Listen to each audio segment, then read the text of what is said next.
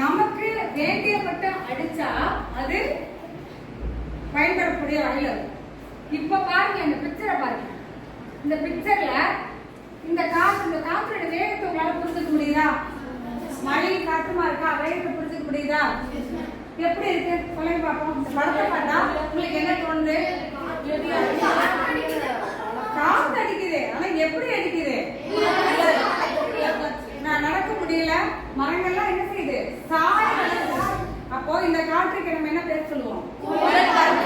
நான் உங்களுக்கு தெரிஞ்ச பேர் சொல்லுங்க. என்ன காற்றுன்னு சொல்லுவோம்? புயல் காற்றுன்னு சொல்லுவோம் இல்லையா? அந்த புயல் காற்று தான் நம்ம என்ன செய்யறோம்? கோணக்காற்று. ஏன்னா நமக்கு பாதிப்பை ஏற்படுத்தக்கூடிய இயற்கை மிகவும் அழகானது, அமைதியானது, மக்களுக்கு மகிழ்ச்சி ஊட்டுவது. ஆனால் அது சீற்றம் கொண்டு பொங்கி எழுந்தால் பெரும் அழிவை தரக்கூடியது.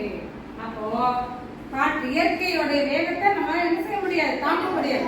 அந்த இயற்கை வேகப்படாம பார்த்துக்கிறது ஒவ்வொரு மனிதனுடைய கடமை. அது தமிழ்நாட்டுல வருஷம் நம்ம ஊர்ல என்ன வரும்? புயல் வரும். எப்பயுமே பாருங்க நம்ம ஊருக்கு வர புயல் டபக்குன்னு எங்க ஓடி போயிடும்? நம்ம பக்கத்துல இருக்க மாநிலத்துக்கான ஆந்திரா எல்லாம் ஓடும். ஆனா இப்ப என்ன ஆயிடுது? நமக்கே பயங்கர பாதிப்பையும் விளைவுகளையும் ஏற்படுத்துது இல்லையா? சோ அப்ப அப்படிப்பட்ட கோணக்காற்று பாட்டை பத்தி படிக்க சொல்றோம். ஃபர்ஸ்ட் என்ன வந்திருக்கு?